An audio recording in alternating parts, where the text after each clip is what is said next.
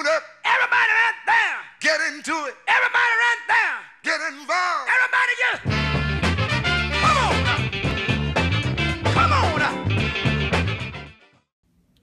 Hello and welcome to The Public Good. This is Sam Magavern from the Partnership for the Public Good, or PPG, which unites 270 community organizations working to build a better Buffalo. We're delighted to be joining you every Tuesday at 7 p.m. in our new time slot. This week we'll be speaking with Deatra Hassan and Maria Ta from Ujima Theater Company, talking about two very innovative productions that they are working on, Free Fred Brown and Unheard Voices. Don't forget to follow PPG on Facebook and Twitter, and of course you can always get great information on our website, ppgbuffalo.org. The Public Good is sponsored in part by Univera Healthcare, real people who really care. Video of this show will be on our Facebook page at facebook.com/ppgbuffalo, and you can find videos from previous week's shows on our YouTube page. Excited to tell you that today we have just released a brand new policy brief drafted by our Deputy Director, Andrea O'Sullivan, in conjunction with the Drug Policy Alliance and the Justice and Opportunity Coalition. It's called Advancing Racial Equity and Public Health, Smarter Marijuana Laws in Western New York. It's available today at our website, ppgbuffalo.org, in our Buffalo Commons section. And we did a press conference this morning that was very well attended, so you'll be seeing coverage of that in the Buffalo News and on your local TV and radio stations. In short, the argument is that we need to end marijuana prohibition, pass the legalization bill that is sponsored by our local assembly person, Crystal Peoples-Stokes, and that will help us reduce the terrific, terrible racial disparities under current marijuana law enforcement, as well as improve public health. So check that out. It's on our website under the Buffalo Commons section of ppgbuffalo.org. Also want to let you know that Octavia's Brood with Adrienne Marie Brown is going to be an event held at Burning Books this Friday, November 17th. Editor Adrienne Marie Brown will read excerpts from the anthology Octavia's Brood and engage in a community conversation around radical science fiction and organizing, co-sponsored by Queers for Racial Justice, Push Buffalo, Open Buffalo, and Buffalo Art Studios. That's Friday, November 17th at Burning Books. Also want to let you know that our partner Squeaky Wheel is offering a two-day series of screenings and discussions inspired by the prison justice activist Martin Sostre. That's Saturday, November 18th and Sunday, November 19th at the Meriwether Library at Jefferson and Utica. It's a free series of screenings and conversations. Panelists will include Karima Amin, Max Anderson, Ephraim Asili, Paris Henderson, Savion Mingo, Obsidian, Elisa Peebles, and Brett Story. It will mark the 50th anniversary of the Long Hot Summer, an urban rebellion that took place around the United States, including Buffalo's East Side. So that's a series of screenings and discussions this Saturday and Sunday at the Meriwether Library. Hope to see you there. Also want to let you know about an event tonight. One of our partners, the Restore Our Community Coalition, the group that is working on repairing some of the damage done by Route 33 as it passes through Buffalo's East Side. ROCC is holding a Humboldt Harvest. It's tonight from 5:30 to 7:30, so if you're listening to this at 7 p.m., you've got to rush on over to the landmark on Pearl, 318 Pearl Street. If you're catching us via Facebook Live, you've got time to plan for this evening's event. It's a $30 benefit for ROCC. It includes delicious hors d'oeuvres, apple cider, and harvest beer. It's the Humboldt Harvest tonight, 5:30 to 7:30 p.m., benefiting Restore Our Community Coalition at the landmark on Pearl, 318 Pearl Street. Hope that you can check that out as well. So with that, I want to welcome Deatra Hassan and Maria Ta from Ujima Theater Company. Thanks so much for being with us on The Public Good today. Thanks for having us. We're going to talk about really interesting, innovative, exciting productions that you're involved with, the Unheard Voices and the Free Fred Brown productions. But before we get to that, maybe just a few reflections on Ujima, what it is, what its role is in our community, a little bit about the history of our favorite local theater companies. So if either of you want to get us started on that. Sure. Ujima Company, Inc. Is a theater company founded by Lorna C. Hill almost 40 years ago here in the city of Buffalo. Traditionally, we have been on Elmwood Avenue. We have recently moved the last couple years, and we're on Main Street now. And since that move, we've been doing a lot more collaborating in the community, social justice work, and the like. So yeah, we're and still you've got here, still standing. another move coming up. You're going to have new headquarters and performance. Yes, and our rehearsal new space. headquarters is going to be at the former School 77 on Normal Avenue on the west side, along with Push and Piece of the City. Yep. So we're excited about that Yeah, as it's well. great news that you'll have a new home there. Absolutely. It's going to be beautiful. I love it. Yeah. They're doing the work on it now, so it's kind of crazy, but we're excited. Yeah. So let's dive in on these two great productions. So Free Fred Brown, I had the opportunity to see a version of that earlier this year. Really interesting, exciting production. Maria, tell us a little bit about what is Free Fred Brown. How did it come to be? It's not your original play. Sure, yeah. Free Fred Brown is a wholly devised piece that was started by Ujima. It was started well before I joined the team back in January of this year. When I joined in January, the production was already in rehearsal space, but before that, over the summer, it was a collective of artists, community workers, activists in the community coming together to talk about the issues that Buffalo faces. So Free Fred Brown is very much a crux of the just transition movement that's happening in Buffalo right now. So it is focused on the very issues that are facing frontline communities in Buffalo. So for our production, the main character of Fred Brown is jailed for turning on the gas to keep his family warm. So that's something that Buffalo residents may face as an issue, with winters being quite long versus the summers that we have. So there are multiple people in the cast, in the audience, in people who just hear about Fred Brown who have that story hit very close to home. So we were able to take the different stories that we had in this collective of artists, community workers, and activists to create a storyline centered around Fred Brown and a movement that takes place. Yeah, so Fred Brown gets put in prison for having turned on his gas after the gas company shut it off for non-payment of bills, as you said, a really common scenario here in Buffalo. And I think many people who experience that or know of someone who experiences that, it seems like kind of an individual problem. But in the production, you really tie it to a lot of broader issues. Tell us a little bit about that. Right. So a lot of the times, especially just as individuals in a community that face so many different kinds of issues, if you're going to school here, you're working here, you have other issues that you have to deal with. We want to bring to light the issues of climate change, or the fact that companies that are running our gas and our electric are really siphoning money out of us as a frontline community. The fact that our housing is poor, our roofs are caving in on us. We have poor insulation in many of the houses in Buffalo. We have the second oldest housing stock in the entire country, which a lot of people don't know, and that's something that's quoted directly in the show. And that's something I love about the production itself, is that most of it, if not all of it, is rooted in truth. So the stats that we throw out, the quotes that many of the actors are stating on the stage are the very things that people at Push Buffalo are dealing with, individuals in Ujima are dealing with. I know that just being on staff for this short of time, I've got to know Lorna and Deatra a lot more, and we each have individually gone through many of these issues too, and we're facing it once again with winter coming along and stuff like that. Yeah, so the process of creating the play, not like a playwright sat in a room and wrote down all these lines and then the actors speak them. Tell us a little bit about how it actually unfolds. Oh, wow. Every day was a new adventure, really. So for when I came in January, most of the script had already been written, but we were not completely done yet in terms of having it ready to be on stage. So coming into rehearsal, that was a creating space. Every rehearsal was spent on specific parts of the play that we wanted to work on. I know the town hall was a behemoth to have to figure out where it was going and how it was going to be.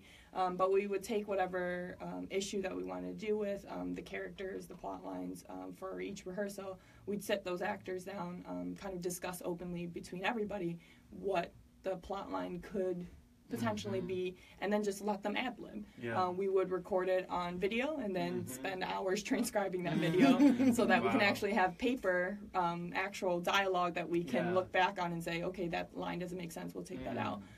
But it was very much organic creation. We just sat there, mashed out ideas, and then let the actors do what they do best and bring those characters to life. And a lot of them brought stories from their own lives or from people they know. So I know I've heard Lorna say every story in the play is true. Correct. It came from somebody's real experience, which is amazing because there are a lot of stories in Right. that play. It's got a lot going on. Right. And I should really emphasize, you know, it's about a serious subject. It's got, like, as you were saying, like some, you know, facts and figures in it. But it's very entertaining. Yes. There's beautiful, beautiful singing. There's incredible dancing. You know, it's a very fun, very gripping, dramatic tale. So the fact that you guys pulled that together in that collective way is really, really impressive to me. Great show. So when can people see Free Fred Brown? It is a rolling production, so we're going to be doing it as long as people want to come see it. So our next showings will be in December. We have a community showing on December 6th. It's a Wednesday at 6:30 p.m. at East High School. So this is our next project is in collaboration with the Buffalo Public Schools and specifically the My Brother's Keeper program. So hopefully with this production, we're going to actually incorporate some of the students in that program so they can have a scene of their own as well. Really interesting. So folks, look out for that. What did you say, December 6th? December 6th, yeah. December 6th, East High School. East High School. Production of Free Fred Brown from Ujima. We're speaking with two folks from Ujima Theater today here on The Public Good, Deatra Hassan and Maria Ta, talking about some of their innovative productions going on this fall. So Deatra, Unheard Voices, this is what, like the third or fourth version of Unheard Voices? This is the third version, the third in the series so far. Yeah, it started back in 2012. And I remember a really powerful production about homelessness and housing issues, and there was one about immigrants and refugees and their experiences. What's the new one about? So the latest is about parents and students in the Buffalo Public Schools. So what we did was we kind of got together as a collaborative, again, sort of devised, and we interviewed parents and students. So we had a lot of participants come, go, stay, as we collected their interviews. And their interviews are basically based on the Board of Education mission statement and the New Education Bargain, and pretty much thoughts and ideas surrounding those issues. We just wanted to lift the voices of the parents and students who tend to not have their voices heard. Yeah, so you took these kind of grand statements of mission and policy and then you compared them to people's real life experiences. Absolutely. In the Buffalo Public Schools, both parents and students. How different were the perspectives of the parents and the students? Do they come from different planets or do they say Well, I will say things? this. There were a few parents whose students were there, and I think you get a little bit of difference when the parents are not there. But I think initially the students' responses were kind of, light or funny or, I hate what you school, want to hear, what they usually, the food stamps, the normal rhetoric. But I think as we started doing workshops and digging a little deeper as to why do you think it was like this? Why was your favorite day at school this way or your worst day that? What were the things that went into making it so? So that we were able to dive into more deeper issues and then kind of look alongside, parallel with the mission statement, like, is this mission happening? And we found that to some degree it is, and to another degree it's not. So just trying to get that dialogue going. Right. Now you've been a student in the Buffalo Public Schools. You've been a parent in the Buffalo Public Schools. So you had a lot of your own experience. But you heard a lot of stories from a lot of people. What were some of the ones that really struck you that were stories that you hadn't necessarily heard or experienced in your own life? Well, one thing that was lifted up was the experience of school staff. We talk a lot about administrators and teachers and students, even the board.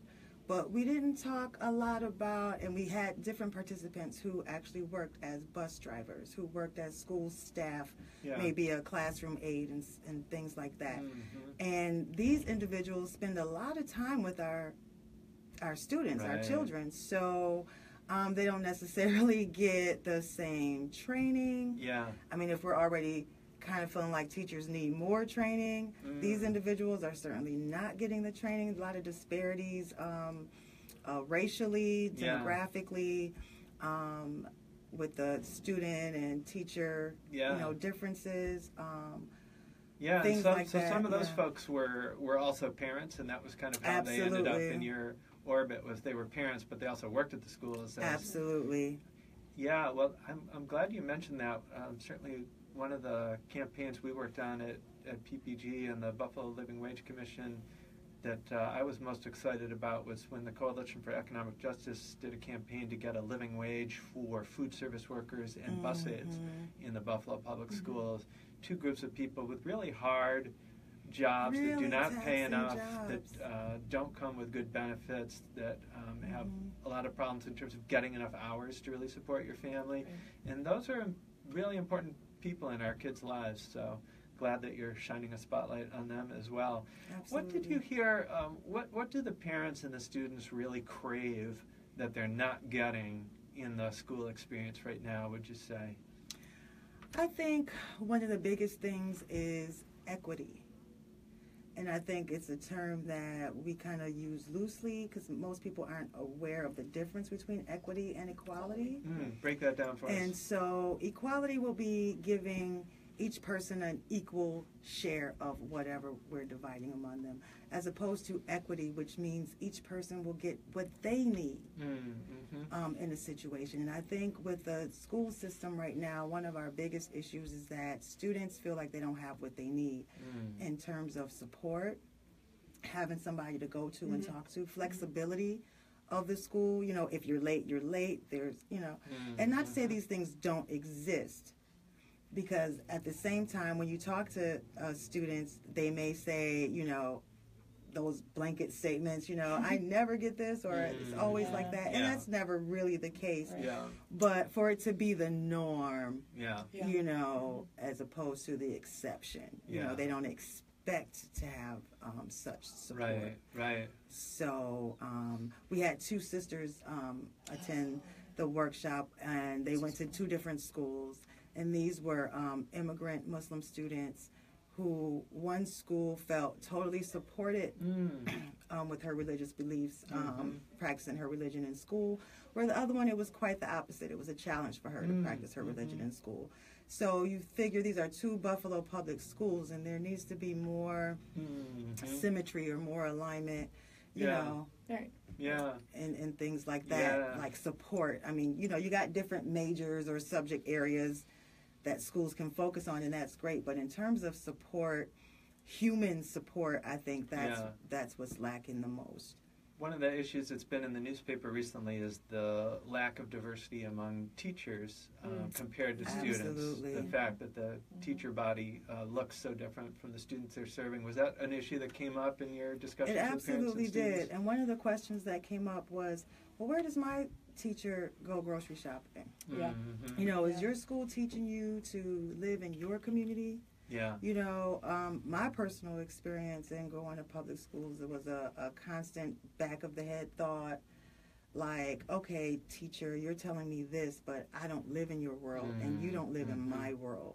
So there's an awareness. You're not, as a student, you're not unaware that your teacher does not live in your community, nor do they visit your community, except to go to school, go to work, you know what I mean? So I think the board has taken steps with the new education bargain and the community schools and things of that nature, and partnering with other organizations. So I think, people are aware, and I just think we need to build on that conversation and bridge some of those gaps. You're listening to The Public Good here on WUFO. We're talking with Deatra Hassan and Maria Ta from Ujima Theater Company, talking about the current productions of Free Fred Brown and Unheard Voices. And the Unheard Voices project is focused on Buffalo Public School parents and children. Deatra, when can folks see the Unheard Voices production? So there are 3 opportunities to see the production. It's actually a multimedia event, so we have mixed it with live actors as well as video. And we have 3 different locations: Lafayette High School, Canisius College, and North Park Academy, beginning November 30th, December 1st, and December 2nd. So those are our 3 performances Fantastic. so far. So Yeah. urge people to check that out. I'm guessing that the folks can go on the Ujima Facebook page and Absolutely. and get more information and hook up for tickets for those productions. And if you've never seen an Unheard Voices production, it is very, not just interesting, but moving to see untrained actors who have then received this expert training from Ujima and are able to tell their stories in a way that's professional, but also just so direct from their own experience. It's really a remarkable thing. And Free Fred Brown, it's different, but it's also so straight out of the community, using these real stories, that it's also, there's an energy to it that's just different than any other night at the theater. So really hope people take advantage of these opportunities. Getting back to some of the learnings from talking to parents and students in the Buffalo Public Schools, we're working right now on a big report about school food and trying to make school food better, not just more nutritious and better tasting for the students, but also supporting more local farmers and businesses, also making sure that there's animal welfare is considered, that sustainability is considered in the food choices. I'm curious if any of the students or parents talked about food at all as part of Unheard Voices. Did that come up at all? Well, it came up a little bit. That's actually one of my issues. My son has food allergies. So that's an issue. Other parents also have students. It seems to be a growing thing with children and allergies to milk and dairy and more nuts common. and stuff like that. So it's a challenge, and I think that it also speaks to the intersectionality of issues, because we can't really fix the school issues if we don't address food. That's a big part of it. If the children are hungry, if they're poorly nourished, and yada, yada, yada. So we have to address like all these issues really together, and I think that's what the Just Transition is really all about, is trying to have that balance, that societal balance, the economic balance, the environmental balance, and the educational balance. Maria, that was a phrase you used as well, Just Transition. Tell us a little bit about what that means to you. What is the transition from and to, and what makes it just or unjust? Sure. So I was actually recently invited into learning more about the Just Transition framework. This framework comes out of an organization called Movement Generation, and many of us have had the opportunity to go on an extensive training in order to learn a little bit more about the framework itself. So the Just Transition framework is centered on the idea that justice is justice. That's something that I like to hone in as like the easiest way to explain it. So it's not compartmentalizing social justice from environmental justice, from economic justice. It's all one and the same. So if we are, any one of us, seeking some sort of justice, you are also seeking justice for the other portions.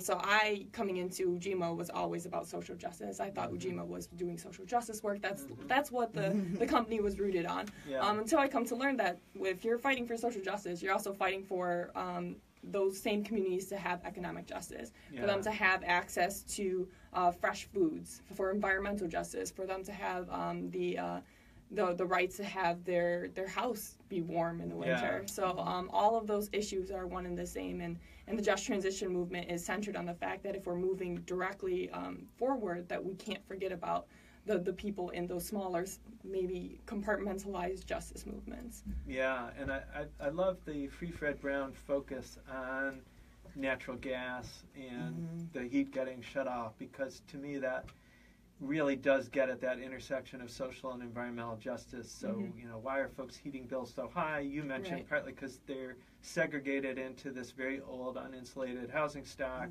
the oldest housing stock in the city, and the most segregated neighborhoods. That's not accident. That was bad public policy and institutional racism that made that happen.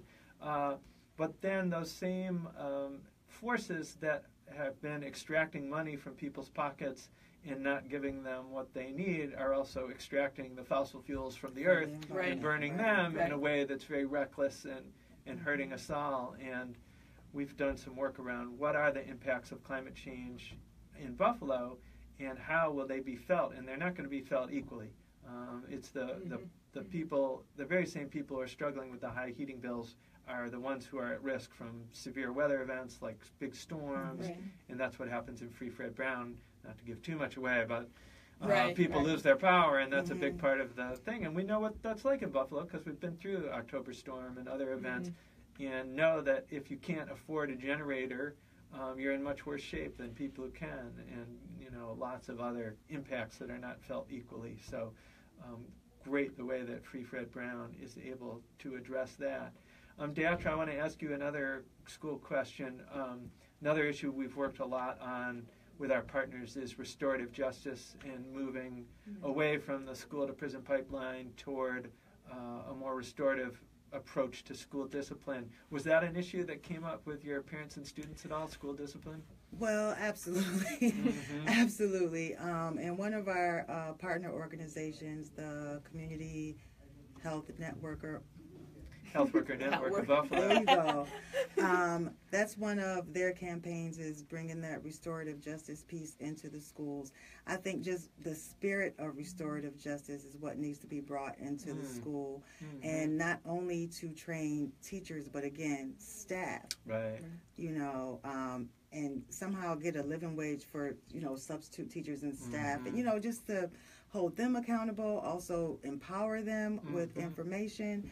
Because that's one of the big things is, everybody's story is a little different because it depends on what school you go to. It depends on who you're dealing with at the time. Right. And there's no real, sense of balance across the board. I know a couple of the Buffalo Public Schools have received very extensive training in restorative justice, but others maybe not at all. Haven't had any yet.